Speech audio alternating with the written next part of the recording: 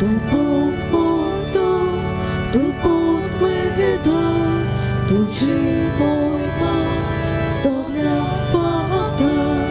Tu powodu, tu podweda, tu ci mojma sognawata. Sobie sporo eglastewo, sazna no matuga. Sobie sporo eglastewo, sazna no matuga.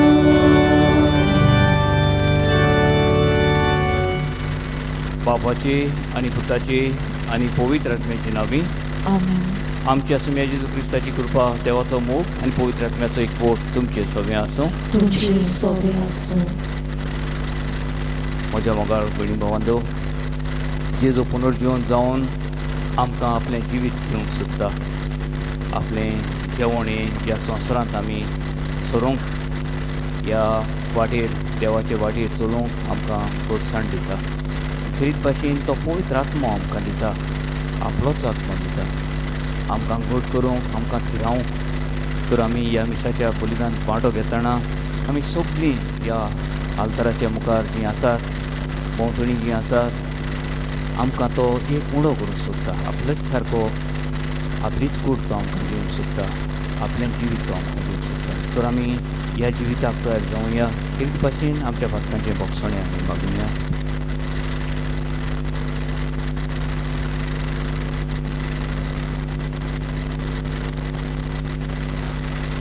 सगळीं आमी म्हणुया. हांव पातकी स्वर्गपुत्र देवा आनी तुमकां भाव भयणीलो, म्हजो हांव सरून सांगता. मनान शिकवून, तोंडान विचारून, वायट आदारान बरें सोडून हांवें जायतीं पातकां केल्या. हो म्हजो अपराध, हो म्हजो अपराध, हो म्हजो व्हड अपराध. ह्या पासो भाग्य सदांच संपवान मेळ्ळें सगळ्या दुर्दांक भोगता. आनी तुमकां भाव भयणीलो, म्हजे खातीर आमच्या सर्वेस्परा देवा लागीं विनंती करात म्हूण प्रार्थून मागता. सर पदवीदार देव, आमची काकलूत करूं, आमची पातकां भोगसूं आनी आमकां सासणाच्या जिविताक पावूं. आमेन.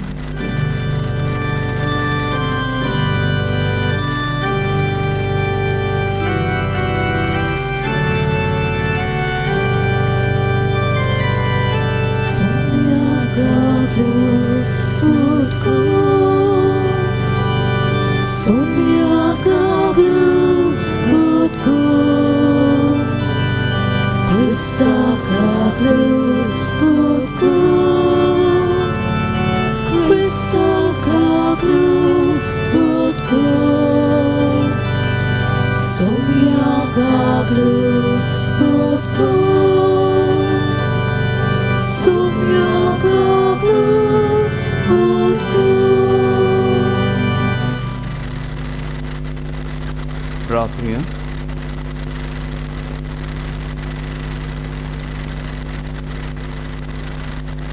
सर्वेस्परा आमच्या काकूट सारा बापा, खोडेपणाच्या काळोखांतली आमकां सोडून तुज्या हाव नासलेल्या मायेमोगाचो तुवें आमकां ह्या पासकां काळार दुबाव वाडते पुरावे दिल्या. हें सोत आमी वळखून घेवन तें थीर विस्वाशीपणान सांबाळचे खातीर ह्या दिसांनी तुज्या ह्या मायेमोगाची गोडसाण भरपूर चाकूंक आमकां फावो कर. आमच्या सुम्या तुज्या पुता वरवीं जो जियेत आनी राजवट चलयता एक देव सासणाची आसासना. आमेन.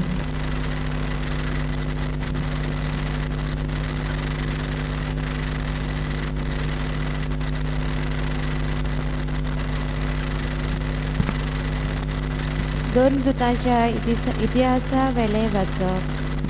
सर्वेस्पराच्या दुतान फिलिपा कडेन उलोवन म्हणलें, ऊठ आनी दोखिनी वाटेन जेरुसाल्याक टावन गाजाक वेता ते एकसुरे रस्त्या वेल्यान वच. म्हणटूच तो आपले वाटेक लागलो. तेन्ना अशें घडलें, एक इतोपिकात जात्रेक जेरुसाल्याक गेलो. तो एक हिंजडो आनी कांडाका इतोपीचे राणेच्या आख्या बांदाराचो अधिकारी आसलो. आपले गाडयेर बसून तो घरा परतलो. वाटेन वेताना इसायास प्रवादाचें पुस्तक तो वाचतालो. आत्म्यान फिलिपाक म्हणलें, वच आनी गाडये लागीं सर. फिलीप धांवलो आनी तो इतोप्यार इसायास प्रवादाचें पुस्तक वाचता तें आयकून ताणें म्हणलें, तूं वाचताय तें समजूं येता मूं? ताणें पोतीपाळ केलो. म्हाका समजुणी दिवंक कोण ना जाल्यार म्हजें कशें समजूं जायत. म्हणटूच गाडयेंत चडून आपणाशी बस म्हूण ताणें फिलिपा लागीं मागलें. पवित्र पुस्तकांतलें तो वाचतालो तें हें, मारूंक व्हरता तसल्या ल्हान मेंढऱ्या सारको तो जालो. जशी एक शेळी आपणाक तोस्तल्या मुखार ओगीच रावता, तशीच ताच्याय तोंडांतली जाप भायर सरली ना. जबरदस्तेन आनी जट्टी करून ताका धरलो. कोण तरी ताचे खातीर उलोवंक उबो जायत. होय, जिव्या मनशा प्रितोमी वेलो ताका उमटून काडलो. ताच्या पातकांक लागून ताका मरणाची कास्त लायली. तेन्ना त्या हिजड्यान फिलिपाक म्हणलें, तो प्रवादी आपणाचेच वरवीं वो दुसऱ्या कोणा विशीं उलयता तें तूं म्हाका सांगशी? तेन्ना पुस्तकांतलीं 3 उतरां धरून फिलिपान जेजूक बरी खबर ताका परगट केली. मुखार वेता वेता ते उदकाशी पावले आनी हिजड्यान म्हणलें, पळय हांगा थोडें उदक आसा. ताणें पवित्र स्नान घेवंक कसली आडखळ आसा? फिलिपान म्हणलें, सगल्या काळजान तूं सतमानताय जाल्यार तुज्यान पवित्र स्नान घेवं येता. आनी ताणें जबाब दिलो, जेजू क्रिस्त देवाचो पूत म्हूण हांव सतमानतां. तांणी गाडी थांबयली आनी ते दोगूय फिलीप आनी हिजडो उदकांत देंवले आनी फिलिपान ताका पवित्र स्नान दिलें. पूण ते वयर सरतच सर्वेस्पराच्या आत्म्यान फिलिपाक उबारून व्हेलो आनी हिजड्यान ताका आनीक पळोवंक ना. आनी सगलो धादोशी जावन ताणें आपलो फुडलो रस्तो धरलो. पूण फिलीप आजोताक पावलो आनी सगल्या शारांनी भोंवून शेजाऱ्याक वचचो पर्यान शुवर्तमान परगडीत रावलो. देवाचें उतोरें. देवाचे वडकार. प्रितम जबाब. प्रितोमिल्या सोमेस्त मनशानो आड्डून देवाक ताळयो पेटोयात. तुमी गेल्या सोमेस्त मनशानो आड्डून देवाक ताळयो पेटात. शास्त्र्यानो देवाचें नांव वयर काडात. व्हडल्या ताळयान ताची स्तुती गाजोयात. ताणें आमकां जीव प्राण दिला आनी आमचे पांय हालोवंक दोलोवंक दिले नात. जबाब. प्रितोमे वेल्या सोमेस्ता मनशानो आनंदान देवाक ताळयो पेटात. देवाची भक्ती करतल्यानो सगळीं तुमी येयात आनी आयकात. म्हजे खातीर ताणें कितें केलां तें बदलितात. ताका हांवें व्हडल्यान उलो मारलो. ताची वाकाणी सदांच म्हजे जिबेर. जबाब. प्रितोमेल्या सोमेस्त मनशानो आनंदाक देवाक ताळयो पेटात. म्हज्या मागण्यांची देवान बेपरवा करूंक ना. आपलो मायेमोग म्हजे वेलो पयस काडूंक ना. ताचें नांव व्हड जावं. जबाब. प्रितोमेल्या सोमेस्त मनशानो आनंदाक देवाक ताळयो पेटात. उद्गाराक सगळीं उबी रावुया.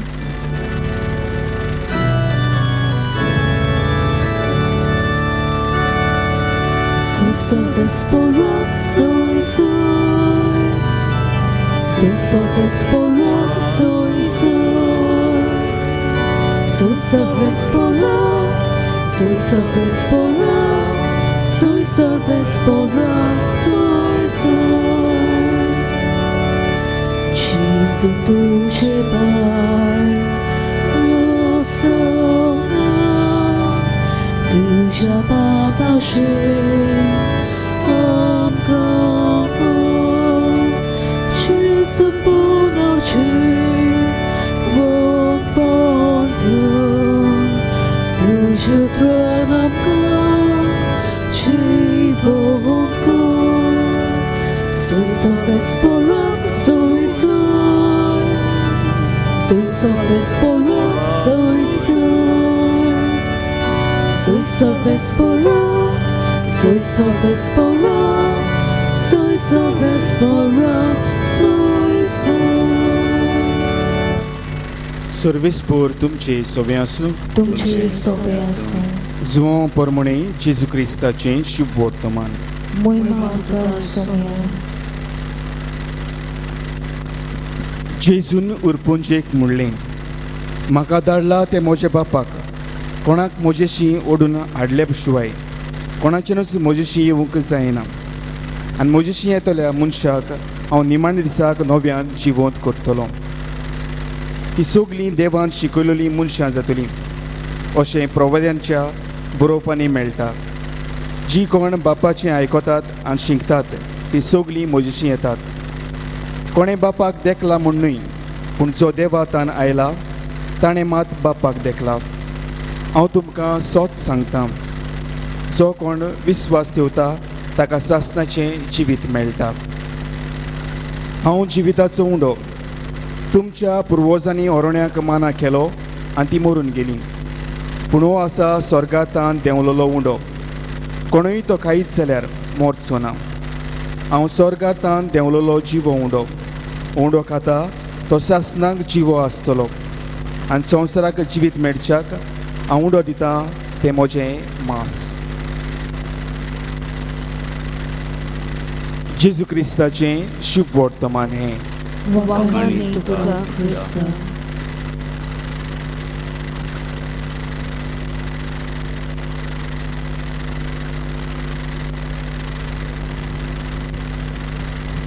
म्हज्या मोगाळ बडी बांदो दाखलो असो नियाळ देवाच्या उतराचेर ह्या दिसांनी आमी पुनर्जिवंतपणाची खुशी मनयता देवान आपल्या पुताक आमकां दान करून नवें जिवीत आमकां दिल्लें आसा आनी ते वाटेर कशीं आमी चलचीं ताजी खबर बारीक बारीक घडण्यांनी आमकां सांगलेली आसा आमी पयल्या आयताराक लेंताच्या पयल्या आयताराक ही यात्रा आमी करता सांजुले बाजाबोलेक आमी वेता आनी जायतीं जाणां उपास करून उदक पासून पियेनासतना ही यात्रा आपली करतात स्पेनांत कंपोस्टला म्हणलेल्या गांवांत एक व्हडली असली यात्रा आसा फकत उंडो आनी उदक पिवन हो लोक सारता आपली वाट लांब वाट जायत्या दिसांची ही वाट ती चलोवन वतात जायत्या किलोमिटराची हाज्याहून जायती व्हडली ती वाट आनी ही खुणां आमची जिविताची आमी जिवितांत चलतात तेन्ना आमकां देवाचें जिवीत मेळूंक आमी असली यात्रा आमी करता पळोवप करूंक की आमी ह्या वाटेंतल्यान चलता आसतना देव आमकां आपल्या देण्याची खबर सांगता म्हणून आयच्या दिसा ह्या उंड्याची खबर आनी ह्या पयल्या वाचपांची आमी खबर आयकल्या जो हें देवाचें उतर आपल्याक घेवंक सोदता हो राणयेचो इश्टो जो येयल्लो आसता इजिप्तान ही खबर घेवंक तो देवाचें उतर वाचून देवाच्या उतराची वळख करूंक सोदता आपल्याक आनी दुसऱ्या भागांत आमकां जेजू म्हणटा आपूण जिविताचो उंडो आमचो समोन कितें ह्या जिविताक तर ह्या वाटेर वेता आसतना सुरवातेकूच आमकां मोइजेसाची खबर सांगलेली आसा मोइजेस आपल्या लोकांक सुटका दिता आनी वाटेर येता आसतना तांकां असलें जेवण मेवता माना मेवता सदांच हो उंडो मेवता सर्गीवेलो पडलेलो उंडो तांकां मेवता आनी जायते फावटी ते तिडटात आनी म्हणटात हें कितें आमकां तुमी दितात खावंक सदांच माना माना माना सदांच माना आमकां थोड्यांक जाता आमी परतून वेतेले हे वाटेन आनी जें बरें खातेले मांस खातेले तसल्यो वस्तू आमी वचून परतून खातेले. ही वाट ही जिविताची सुटकेची वाट आनी आमी चलता आसतना आमच्या जिवितान चलता आसतना जायते फावटी आमकां जाता की आमी हें वायट सोडलां ते वाटेन आमी परतून वेशेंशें दिसता आमकां. कित्याक हें जेवण हो आल्मेंत जो आसा आमच्या लोकांक जो आल्मेंत आसा तो बरो लागना पूण आल्मेंत घेवचो पडटा आमकां. हें दुयेंत आसतना तें जेवण आमकां घेवचें पडटा सारकें आमी जातले जाल्यार. आनी जायते फावटी आमकां जाय दुसरें जेवण आमी खाल्लें पूण तें जेवण आमकां माल पडटा. जेजू ह्या सुवातेर येवन म्हणटा आपूण खरो उंडो. त्या तुमी माना खातलो तो मोजेसान तुमकां स्वर्गावेलो दिवन ना म्हज्या बापान तुमकां दिल्लो. तो म्हजो बाप तुमकां म्हाकाच हो जिविताचो उंडो कसो तुमकां दिता. जेम्स हो ज्या इज्याक देवाचें उतर शिकयता ताका देवाचें उतर आयकूंक ताणें एक सोय केल्ली. पवित्र आत्म्याची सूचना ताणें आयकूंक एक सोय केल्ली आनी त्याच पावसांत पवित्र आत्मो सांगता ताका तूं वच हे वाटेन वच अमकेच वाटेन वच आनी तुका हो मेवतलो. आनी तो तांकां देवाच्या उतराची शिकवण दिता. देवाच्या उतराची शिकवण आमकां फकत जाणवायेन आपल्या तकलेन शिकप मेवना पूण पवित्र आत्मो आमकां हें देणें दिता. जायते फावटी सजमूंक देवाचें उतर कितें तें हें देवाचें उतर आमकां वाटेक आदार दिता. देवाचें उतर आमचोच उंडो जाता आमचेंच खाण जाता. जसो जेजू देवाचें उतर आमचो खाण जालो तशेंच देवाचें उतर जेन्ना आमी वाचता आनी सजमोता कृपेचें समजणी आमी घेता तेन्ना आमकां हे वाटेर चलोवंक आदार मेळटा. आनी जेन्ना आमी हें देवाचें उतर आमच्या भितर घेता तेन्ना आमकां एक उलो येता बदलपाक. जसो ह्या इश्ट्याक देवान ही कृपा दिली बातिज्म घेवपाक. बातिज्म म्हणल्यार ह्या उदकांत बुडून मरप आनी देवाच्या जिवितान नवें जिवीत आमी जिवंक. जायत्या कल्चरांनी क्रिस्ती कल्चरांनी हें बुडोवप आसता सारकें बुडयतात ते उदकांत उडगास करूंक की आमी मरूंक जाय म्हण. ह्या जिविताक मरूंक जाय आनी देवाच्या जिविताक उक्ती जावंक जाय उबी जावंक जाय. म्हज्या मुखार भयणी भावंडो आमी देवाचें हें उंडो आमी सदांच खाता. हें मिसाचें बलिदान आमी सदांच करता. हें आमचें वाटेचें जेवण. सेंट ओरिजीन आमकां सांगता हें आंजाचें जेवण हें आंजांक फोव आसलेलें जेवण हें जेवण आमकां तयार केल्लें आसा. जेजूचीच कूड आनी मांस आमकां तयार केल्लें आसा. ही वाटेर चलोवंक घोटसाणीन रावंक भिनासतना आमी ही वाट चलोवंक. जायते फावटी दूख येतलें वायट येता आनी ते वेळार आमकां कडेन दिसत देव आमच्या सांगाता ना पूण देव सदांच आमच्या सांगाता आसा. ह्या कोश्टांनी जेन्ना हे इस्रायल लोक गेले तांकां उदक मेवनासलें वाटेर तांकां जायते सारकें जेवण मेवनासलेलें ते दुयेंत जाताले. थंय देव तांचो आसलो पूण तांकां तो आपल्याचेर विस्वास करूंक सांगतालो. ह्या जिविताचे वाटेन जेन्ना आमी चलता जेजू आमच्या सांगाता आसा. ह्या साक्रामेंताक केन्ना सोडिनाकात. ह्या साक्रामेंताक सांगाता रावात. आतां जायती फावटी जालां की आमी थोडे टीव्हीर ऑनलायन पळयतात.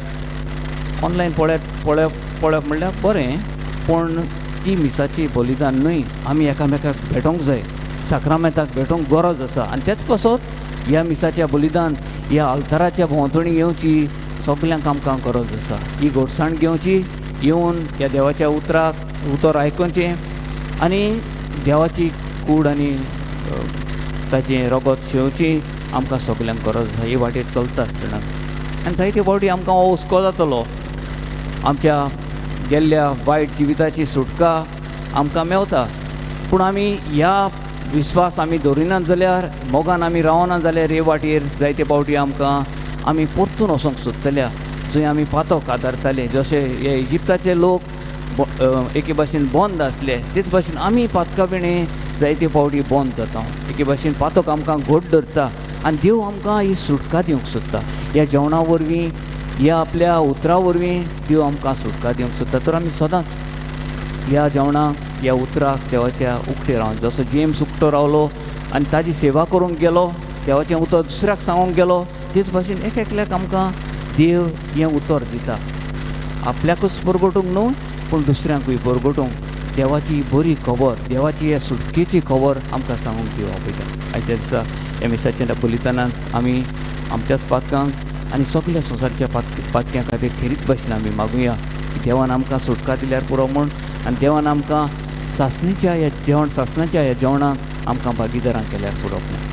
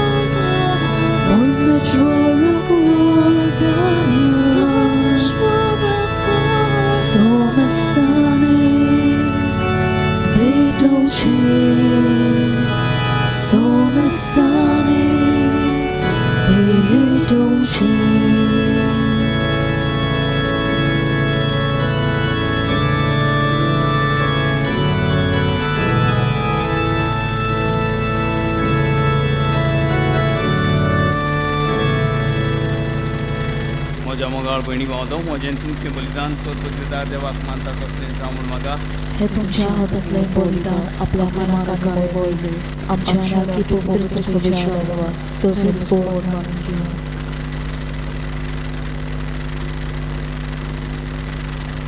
सर्वेस्परा प्रसन्न जावन ही देणी पवित्र कोर तुका आमी भेटयता ते बोली वरवीं आमीच तुका सदां समर्पिल्लें बलिदान जावंक निर्मी आमी मागता तुज्या पुता जेजूचे नांवी आमेन.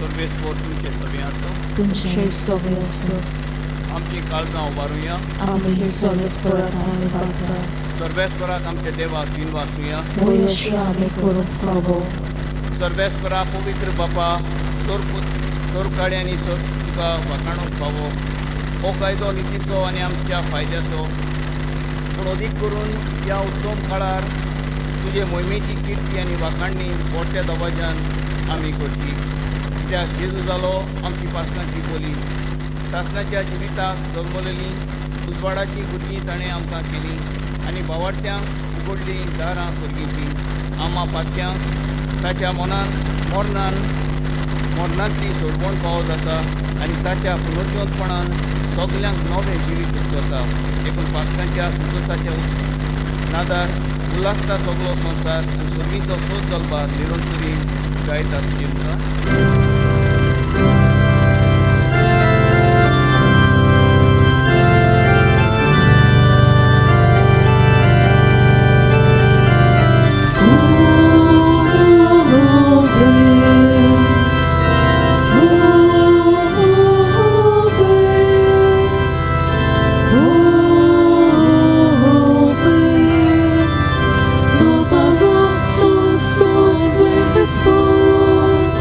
Solve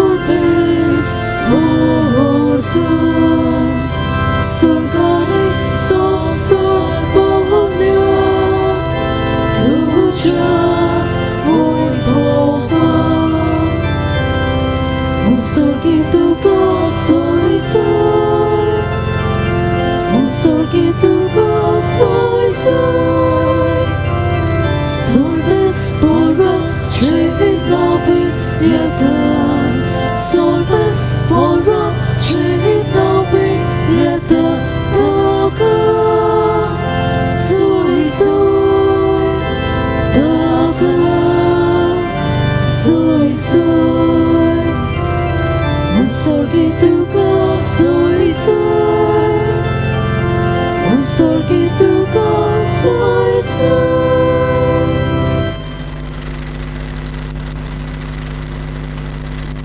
बापा बरोच तूं पवित्र तूं सगल्या पवित्रपणाची जोर तुज्या पवित्र आत्म्याक धाडून ही देणी पवित्र कर म्हूण आमी मागता जावं ती आमकां आमच्या सुम्या जेजू क्रिस्ताची कूड आनी रगत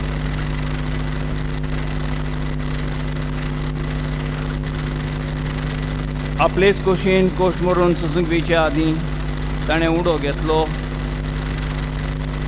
तुका दिनवासून तो मोडलो तो आपल्या शिसांक दिलो आनी म्हटलें हो तुमी सोमेस घेयात आनी खायात ही म्हजी कूड तुमचे पासत समोर खंयची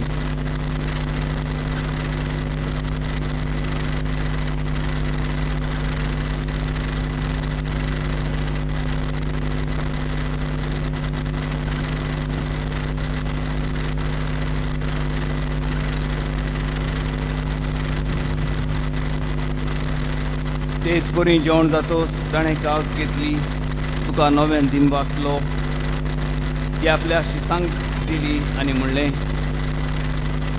तुमी सोमेस घेयात आनी हातलें पियेयात ही म्हज्या रोगताची कास नवें आनी सासणीक कराराचें हें रगत पातकांचें बोगसणें मेळच्या तुमचे पासत आनी सोमेस मनशां पासत तें वाडोवतलें हें म्हज्या उडासा करात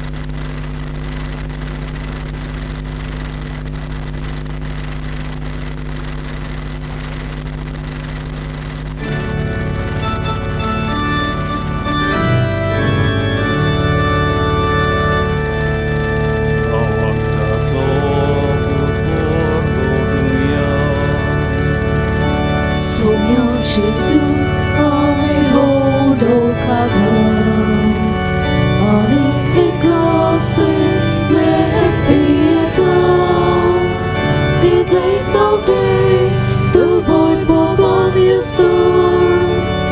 allez toucher mon roi pour goûter. बापा जेजूच्या मरणाचो आनी पुनर्जीवनपणाचो आमी भक्तीपणी उद्गास करता आनी हो जिविताचो उडो आनी सोडवणीची कास तुका समर्पिता तुजे मुखार येवंक आनी तुजी सेवा करूंक आमकां फाव केले देखून आमी तुका दिनवासता आनी जेजूची कूड आनी रगत शेपतल्या आमा सोमेस्तांक पवित्र आत्म्या वरवीं एकठांय कर म्हूण आमी नम्रतायेन मागता सर्वेस्परा आजके पृथ्वीचे विस्तार केले तुजे पवित्र सोबेचो उगडास कर आनी फ्रांसीस आमच्या बागेवन बापाक फिलीप नेरी आमच्या गोंवळी बापाक आनी सगळ्या यादनिकी वर्गां बरोबर तिका प्रिती मोगान जिवंतपणाचो बोरमोस दर मेल्यान ते आमच्या बाबा भयणीची काकूत कर तांकां जेस्ता कोतीन मेलेल्या सोमेस्तांक तेजें पोरचळीत मुखामोल पळोवंक खबर कर आमा सोमेस्तांची दया कर म्हूण आमी मागता आंकवार मारे देवा माई सांगाती तिचो पोती बागेवन चुजे बागेवन दोरम दूत आनी चोर काडी तुका मानवल्यान ते सगल्या भक्तां बरोबर सासणाच्या सुखांत आमकां वांटो दी तांचे सांगाता तुजी मोहिमा गावंक आमकां फावो कर जेजू क्रिस्ता तुज्या पुता वरवीं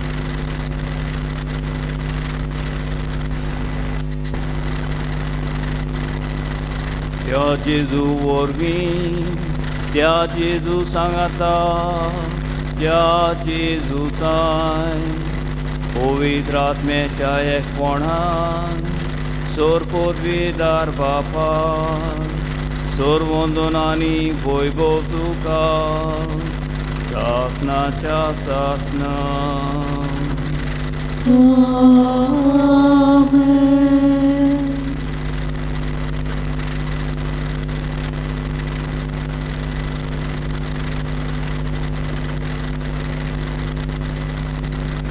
जी बापाची भुरगीं आसात ताणेंच हो उंडो ही देवाची कूड खावंक येता तर आमी हे मागणें भाव भयणां कशीं सगळीं म्हणुया आमचे बापा सर्गीन तुजें नांव पवित्र जावं तुजें राज आमकां येवं तुजी खोशी सगळ्याक जाता तशी संवसारांत जावं आमचो दिसपट्टो गिराय आज आमकां दी आनी आमी आमचे चुकलेल्यांक बक्षिता तशी आमची पातकां बोगोस आनी आमकां ताळें पडूंक दिवं नाका पूण वायटांतली आमकां निबार. सर्वेस्परा सोर वायटांतली आमकां निवार. दया करून ह्या जिवितांत सोवस्काय आमकां दी. सर्गीच्या सुखाक आनी आमच्या सोडवंडरा जेजू क्रिस्ताच्या येण्याक आमी परमोशन रेखता. सोर आमकां तुजे उदारका कृतीन सोर पातकांतली सुटय आनी सोर आकांतांतली वाटाय. कित्याक राजवटी पदवी आनी मोहिमा तुजीच सासणाच्या सासना. सुमे जेजू क्रिस्ता तुवें तुज्या धर्मदूतांक म्हणलें तुमकां शांती दवरता, म्हजी शांती तुमकां दिता. आमच्या पातकांचेर न्हय पूण तुजे पवित्र सोबेच्या भावार्थाचेर दिश्ट घाल आनी तुजे खुशे प्रमाणे तिका शांती दी आनी तूंच तिका एकवटान सांबाळ. तुजी येता आनी राजवट चलयता सासणाच्या सासना. आमेन. सुम्याची शांती सदांकाळ तुमचे सोबे आसूं. तुमचे सोबे आसूं. एकामेकाक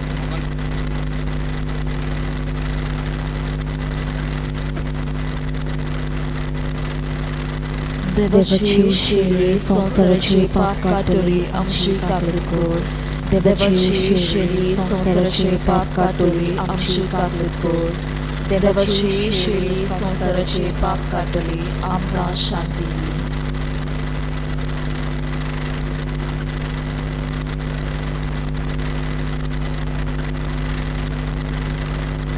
ही देवाची शेळी संवसाराचें पाप काडटली. शेळीच्या जेवणाक आपयल्यान ती आमी सगळीं सुभागी. सोम्या तुवें म्हज्या भितर येवचें म्हाका फावना पूण तुज्या एका सुत्रान म्हाका भलायकी मेळटली.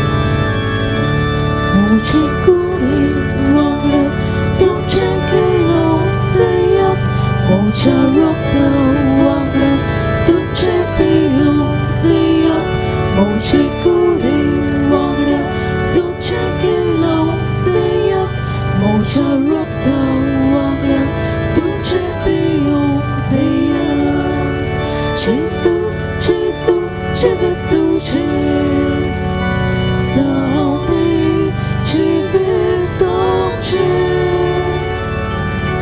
Gesù, Gesù, जिवित तुझे सामने जिवित तुझे तुझे बोलते साइते warm kawa shara upasta paskata dan sohusko kura तुझे बोलते साइते warm kawa shara upasta paskata dan sohusko kura Gesù, Gesù, जिवित तुझे सामने जिवित तुझे Gesù, Gesù, जिवित तुझे सामने जिवित तुझे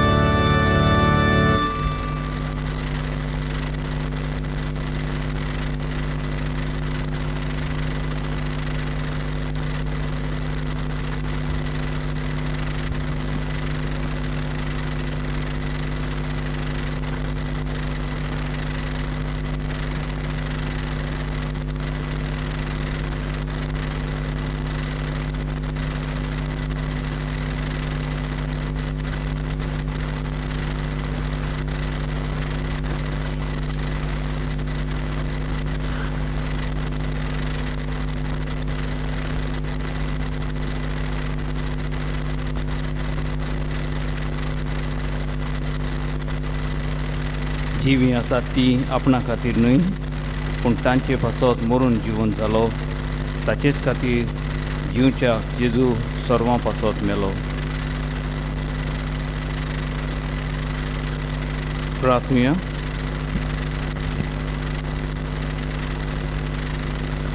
कोनवाळ्या बापा सर्गीच्या देण्यांनी तुवें आमकां बोल्ल्या आमच्या आदल्या पातकी चालींक पाठ करून तुवें आमकां दिल्ल्या नव्या जिविताची चाल सांबाळूंक आमकां बोळ दी म्हूण मागता तुज्या पुता जेजूचे नांवे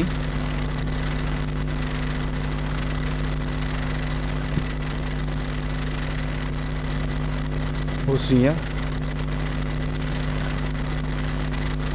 मोगाल बाबा भयणो एक कॉलोनी जी कोण काजार जाल्यांत वो काजार जावंक तयारी करतात तांकां शिबीर आसतलो हे शिबिराचे खाशेले मुद्दे म्हणजे काजारी जिवीत कशें जिवचें काजारी जिवितांत येतल्या आव्हानाक कसो फुडो करचो इगोर्ज मात काजारी जिविता वयर कितें शिकयता हाचेर भासाभास करूंक हो शिबीर जातलो 21 मायाची सांजची 3 वाजता आनी सोंपतलो 22 मायाची सांजची 4 वाजता हे शिबिराक वांटो घेवंक सोदता तांणी आपली नांवां आमच्या मदल्या घरांत जें रितीराचें घर आसा थंयसर दिवचें कोणाकूय हाचे वर बारीक म्हायती घेवंक जाय जाल्यार भायल्यान तकटो घातलेलो आसा तो तुमी वाचचो हो फोटो काडून व्हरून जांकां गरज तांकां तुमी तो पाठोवचो आनी भशेन तुमचें काजारी जिवीत अदीक व्हडता बरीत करूंक तुमच्या काजारी जिवीत सुफोड करूंक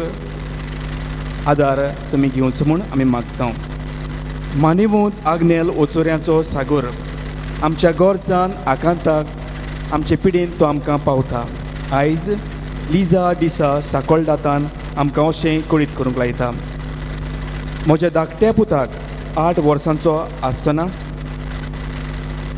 दांताक सूज आयल्या म्हूण डेंटिस्टाक दाखयलो ताणें बरी भाशेन तपासले उपरांत ताका टेस्ट करूंक गरज म्हूण GMCन धाडलो थंय जायते टेस्ट केले उपरांत रगताचे आनीक सोबार टेस्ट करूंक जाय म्हूण सांगलें शेकी सगळे टेस्ट केले उपरांत सांगलें आमच्या पुताक ब्लड कॅन्सर जाला म्हूण आमी सगळीं भियेलीं आनी आमचो भावार्थ मानिवूत आग्नेलाचेर दवरून देवा लागीं मागत रावलीं गेले ऑक्टोबरांत कोरपाचे ट्राटामेंट सगळे कोबार जाले आनी फायनल रिपोर्ट येवंक आमी आशेन रावतालीं असले वेळार मानिवोत आग्नेलाचेरूच पातयेवन आमी रावलीं. शेकी देवान आमचें मागणें आयकलें आनी फायनल रिपोर्ट सारको क्लियर आयलो. आतां आमचो पूत जाय तो बरो आसा. देवाक आमी आर्गां दिता आनी मानिवोत आग्नेलाक बेगीन सांताचो मान फावो जावंक मागता. तो एके आवयचो भावार्थ घडी जेन्ना तिचो पूत आकांताक हे पिडेक सांपडलो. आमच्याय काळच्या मनांनी जायत्यो गरजो जायते आवडे घेवन हे पवित्र जाग्यार आमी आयल्या. आमचो भावार्थ जिवाड करून हे नव्यानाक आमी वांटो घेवया. उबी रावया. उपकार मेळूंक मागणें. सर पदवीदार देवा आमच्या सर्गीच्या बापा, आमचे सोडवणी खातीर तुजी मांडावड दिनवाशी मनान आमी वळखता आनी त्याच खातीर ते विचून काडलेल्या सेवकां उद्देशी वचोन लेगून तूं करून दाखयताय म्हूण मानता. तुज्या पुताच्या पावलार आमी कशी परीन चलूंक जाय हें दाखोवंक तुजो विस्वासी सेवक मानिवोत आग्नेल एक नमुनो कसो आमकां दिलोय म्हूण तुका दिन वाचता. आमच्या पवित्र आत्म्याच्या उजवाडान मानिवोत आग्नेलाच्या बागेवन जिविताची देख आमी घेवंक पावल्या प्रमाण काळजांतान मागता. तशें जाता मानिवोत आग्नेल तुज्या पुताच्या जेजूच्या अनंतबरी जिवितान भागीदार जालो म्हूण दाखोवंक उपकार. तुजी गरज भावार्थान फुडें घाल.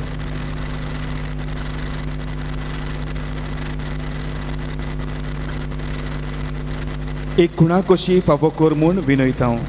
मान्यवोत आग्नेलाक भाग्यवंताचो मान मेळूंक मागणें. ओगोणीत काकुतीच्या देवा, सोरपोट पडून तुज्या पांयां सोरशी आमी मागता.